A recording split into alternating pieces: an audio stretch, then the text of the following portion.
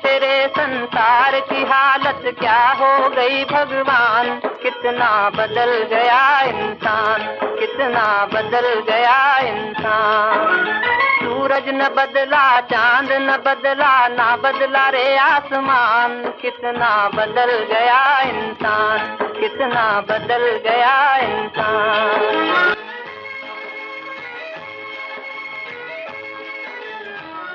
रामेश्वर राय अपने बड़े भाई के शव को खाट से नीचे उतारते हुए बोले, तुम्हारे पास कुछ रुपए हैं तो लाओ, दाह संस्कार की फिक्र करें, मैं बिल्कुल खाली हाथ हूँ। छोटे भाई का नाम विशेश्वर राय था। वे एक जमींदार के कारिंदा थे, आमदनी अच्छी थी। बोले, आधे रुपए मुझसे ले लो, अब आधे तुम निकालो।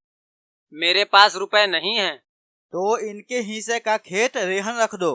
तो जाओ, कोई महाजन ठीक करो, देर न लगे। विशेश्वर राय ने अपने एक मित्र से कुछ रुपए उधार लिए। उस वक्त का काम चला। फिर पीछे कुछ रुपए लिए, खेत की लिखा पढ़ी कर दी। कुल 5 बीघे जमीन की 3 लाख रुपए मिले। गांव के लोगों का अनुमान है कि क्रियाक्रम में मुश्किल से 1 लाख रुपए उठे होंगे, पर विशेश्वर राय ने 13वीं के दिन 3 लाख 1 रुपए का लेखा भाई के सामने रख दिया। रामेश्वर राय ने चकित होकर पूछा, सब रुपए उठ गए? क्या मैं इतना नीच हूँ कि भोज का पैसा खा जाऊंगा? ये धन किसको पचेगा? नहीं, मैं तुम्हें बेईमान नहीं बना रहा हूँ, खाली पूछ रहा हूँ। कोई शक हो तो जिस बनिया से सामान लिए हूँ बनिया से जाके पूछ ले। साल भर के बाद एक दिन विशेश्वर राय ने भाई से कहा, कुछ रुपए है तो लाओ, खेत छोड़ा ले। मेरे पास रुपए कहाँ से आएंगे? घर का हाल तुमसे छुपा थोड़ी ना है। तो जमीन में पैसा देकर छोड़वा लेता हूँ। जब तुम्हारे पास पैसा होगा ना तो आधा पैसा मुझे देकर आधे जमीन ले लेना। तो अच्छी बात है, छोड़ा लो। 30 साल गुजर गए। विशेश्वर राय जमीन को भोगते रहे। उसे खाद गोबर से खूब सजाया। उन्होंने निश्चय कर लिया था कि यह जमीन न छोड़ूंगा। मेरा तो इस पर मारूसी हक हो गया, अदालत से भी कोई नहीं ले सकता। रामेश्वर राय ने कई बार यत्न किया कि रुपए देकर अपना हिस्सा ले लें, पर 30 साल में वे कभी 1.5 लाख रुपए जमा न कर सके।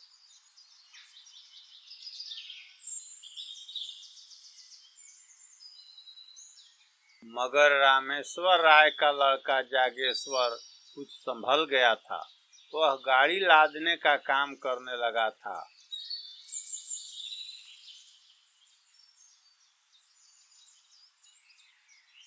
और इस काम में उसे अच्छा नफा भी होता था।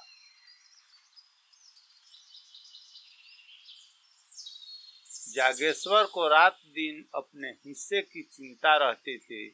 अंत में उसने रात दिन श्रम करके यथेष्ट धन बटोर लिया।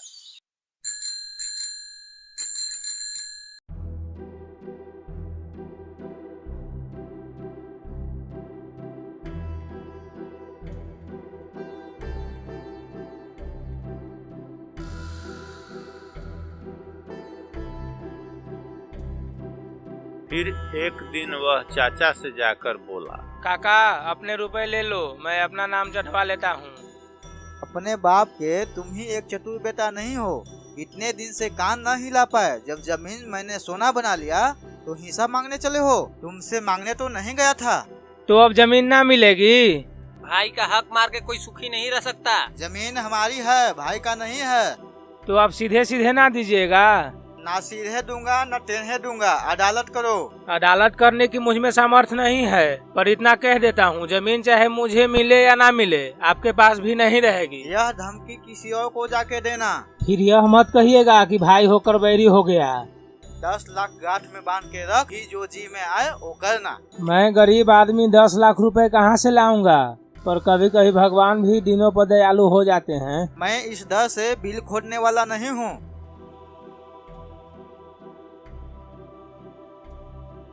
मृत सिद्धेश्वर राय की एक लड़की तपेश्वरी थी। अपने जीवन काल में वे उसका विवाह कर चुके थे। उसे कुछ मालूम ही न था कि बाप ने क्या छोड़ा है और किसने लिया। क्रियाकर्म अच्छी तरह हो गया, वह इसी में खुश थी। 13वीं में आई थी, फिर ससुराल चली गई। 30 वर्ष हो गए, न किसी ने बुलाया, न वह मैके आई। ससुराल की दशा भी अच्छी न थी। पति का देहांत हो चुका था। लड़के भी अल्प वेतन पर नौकर थे। जागेश्वर ने अपनी फूफी को उभारना शुरू किया। वह उसी को मुदई बनाना चाहता था। तपेश्वरी ने कहा, बेटा, भगवान ने जो दिया है मैं उसी में मगन हूँ। मुझे जगह जमीन नहीं चाहिए। मेरे पास अदालत करने का पैसा नहीं है।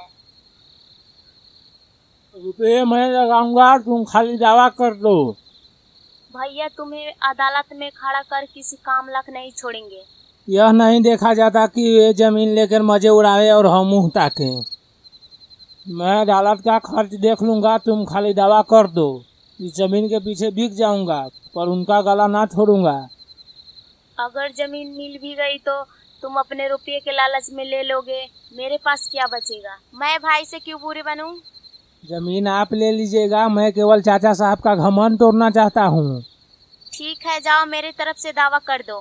जागेश्वर ने सोचा, जब चाचा साहब की मुट्ठी से जमीन निकल आएगी तब मैं 10-5 हजार साल पर इनसे ले लूंगा। इन्हें अभी कौड़ी नहीं मिलती, जो कुछ मिलेगा उसी को बहुत समझेगी। दूसरे दिन दावा कर दिया। मुंसिफ के इजलास में मुकदमा पेश हुआ। विशेश्वर राय ने सिद्ध किया कि तपेश्वरी सिद्धेश्वर की कन्या ही नहीं है। गांव के आदमियों पर विशेश्वर राव का दबाव था। सब लोग उससे रुपए पैसे उधार ले जाते थे। मामले मुकदमे में उनसे सलाह लेते। सबने अदालत में बयान किया कि हम लोगों ने कभी तपेश्वरी को नहीं देखा। सिद्धेश्वर की कोई लड़की ही न थी। जागेश्वर ने बड़े बड़े वकीलों से पैरवी कराई, बहुत धन खर्च किया, लेकिन मुंसिफ ने उसके विरुद्ध फैसला सुनाया। बेचारा हताश हो गया। विशेश्वर की अदालत में सबसे जान पहचान थी। जागेश्वर को जिस काम के लिए मुठियों रुपए खर्च करने पड़ते थे, वह विशेश्वर मरौवत में ही करा लेता था। जागेश्वर ने अपील करने का निश्चय किया। रुपए न थे, गाड़ी बैल बेच डाले। अपील हुई, महीनों मुकदमा चला। बेचारा सुबह से शाम तक कचहरी के अमलों और वकीलों की खुशामद किया करता। रुपए भी उठ गए, महाजनों से ऋण लिया। 12 अब की उसकी डिग्री हो गई। 5 लाख का बोझ सिर पर हो गया था, पर अब जीत ने आंसू पोंछ दिए। विशेश्वर राय ने हाई कोर्ट में अपील की। जागेश्वर को अब कहीं से रुपए न मिले। विवश होकर उस अपने हिस्से की जमीन रेहन रखी। फिर घर बेचने की नौबत आई।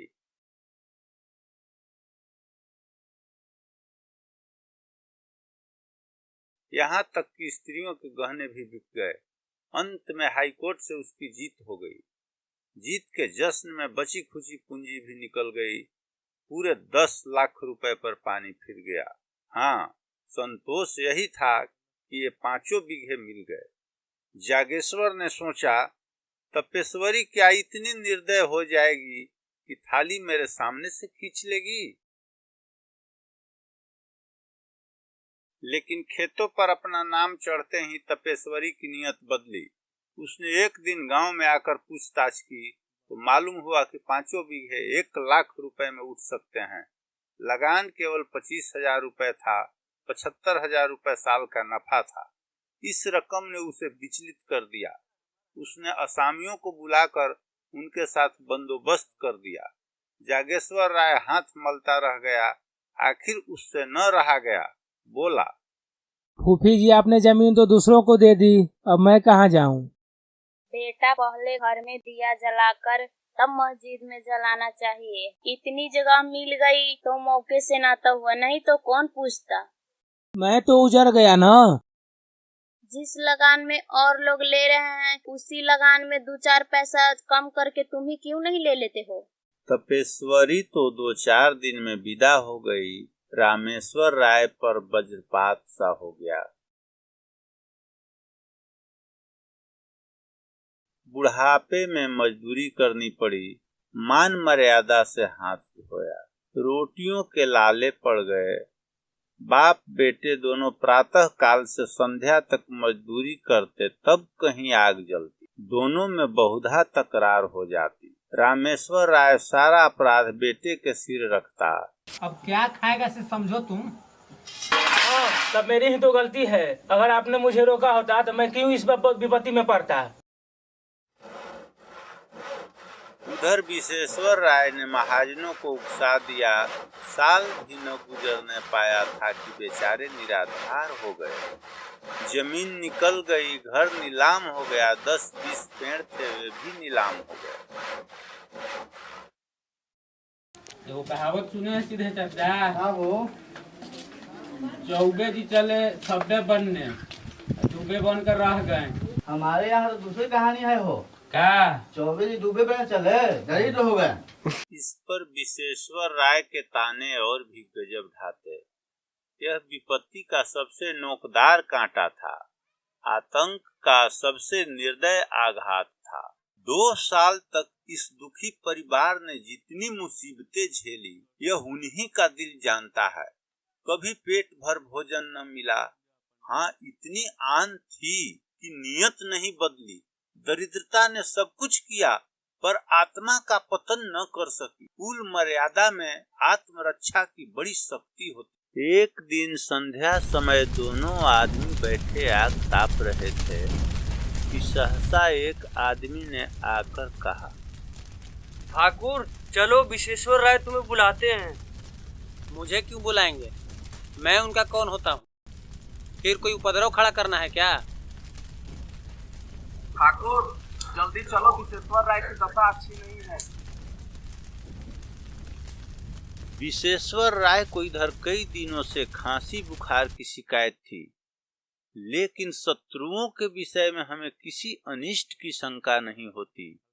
रामेश्वर और जागेश्वर कभी कुशल समाचार पूछने भी न गए। कहते उन्हें क्या हुआ है, अमीरों को धन का रोग होता है। जब आराम करने को जी चाहा पलंग पर लेट रहे, दूध में साबूदाना उबाल कर मिश्री मिलाकर खाया और फिर उठ बैठे। विश्वेश्वर राय की दशा अच्छी नहीं है, यह सुनकर भी दोनों जगह से न हिले। दशा को क्या हुआ है? आराम से पड़े बातें तो कर रहे हैं। किसी वैद्य हकीम को बुलाना भेजना चाहते होंगे, शायद बुखार तेज हो गया है। यहाँ किसे इतना फुर्सत है? सारा गांव तो उनका हितू है, जिसे चाहे उसे भेज दे। अर्ज ही क्या है, जरा जाकर सुनाऊं क्या? जाओ, जाकर उपले बटोर लाओ। चूल्हा जले फिर जाना। ठाकुर सुहाती करने आती तो आज ये दशा नहीं होती।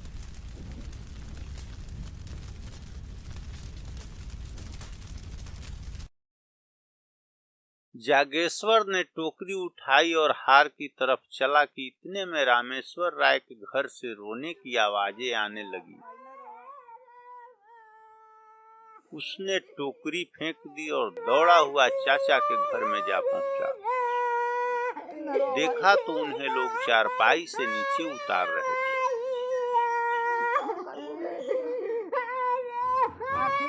सती हो गई ना, रोना रोना रोना चुम्मा ले तो हम ऊपर कर तू रो जा।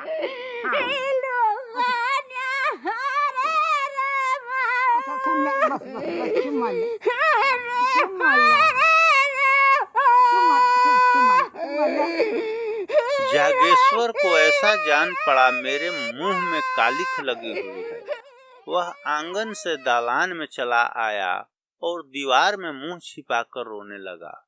युवावस्था आवेशमय होती है, क्रोध से आग हो जाती है तो करुणा से पानी भी हो जाती। विश्वेश्वर राय की 3 बेटियां थी, उनके विवाह हो चुके थे। 3 पुत्र थे, वे अभी छोटे थे। सबसे बड़े की उम्र 10 वर्ष से अधिक न थी। माताजी जीवित थी। खाने वाले तो 4 थे, कमाने वाला कोई न था। देहात में जिसके घर में दोनों जून चूल्हा जले, वह धनी समझा जाता है। उसके धन के अनुमान में भी अतियुक्ति से काम लिया जाता है। लोगों का विचार था कि विश्वेश्वर राय ने हजारों रुपए जमा कर लिए हैं, पर वहां वास्तव में कुछ न था। आमदनी पर सबकी निगाह रहती है, खर्च को कोई नहीं देखता। उन्होंने लड़कियों के विवाह खूब दिल खोलकर किए थे। भोजन वस्त्र में, मेहमानों और नातेदारों के आदर सत्कार में उनकी सारी आमदनी गायब हो जाती थी। अगर गांव में अपना रोब जमाने के लिए 2-4 लाख रुपए का लेन देन कर लिया था तो कई महाजनों का कर्ज भी था। यहाँ तक कि छोटी लड़की के विवाह में अपनी जमीन गिरवी रख दी थी।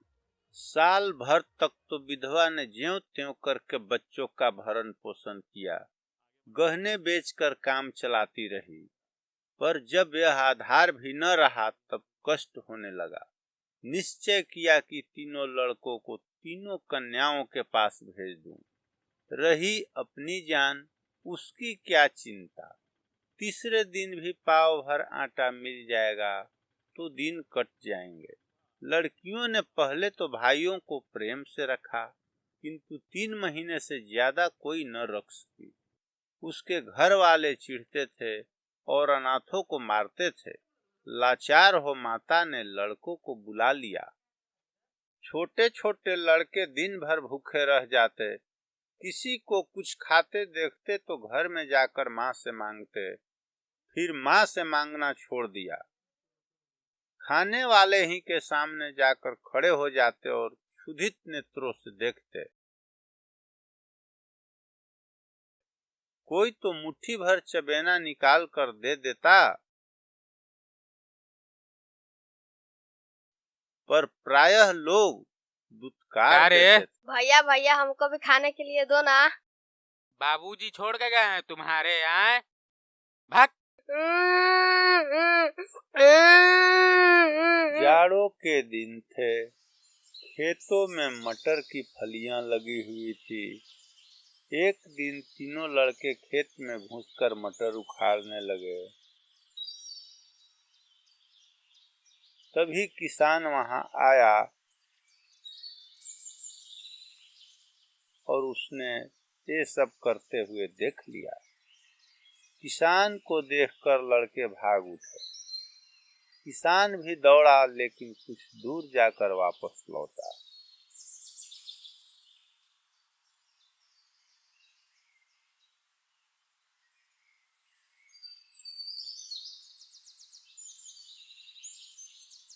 किसान दयावान आदमी था। खुद एक बोझा मटर उठाकर विश्वेश्वर राय के घर के तरफ चल दिया।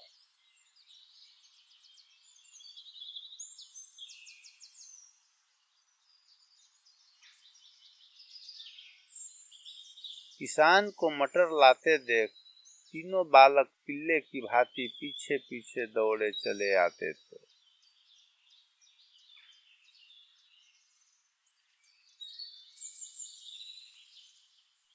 मटर का बोझा रखकर किसान ठकुराइन से बोला, भाभी बच्चे को समझा दो, खेत पर ना जाया करे, किसान देख लेगा, मारपीट करेगा। जागेश्वर दरवाजे पर बैठा था। किसान और चाची की बातें सुनकर उसे एहसास हुआ कि चाची की स्थिति भी दयनीय है। अतः उसे न रहा गया तो जाकर रामेश्वर राय से बोला, चाची के पास अब कुछ नहीं बचा, लड़के भूखे मर रहे हैं। तुम तिरिया चरित्र नहीं जानते, यह सब दिखावा है। जन्म भर की कमाई कहाँ उड़ गई। अपना काबू चलते हुए कोई लड़कों को भूखा नहीं मार सकता।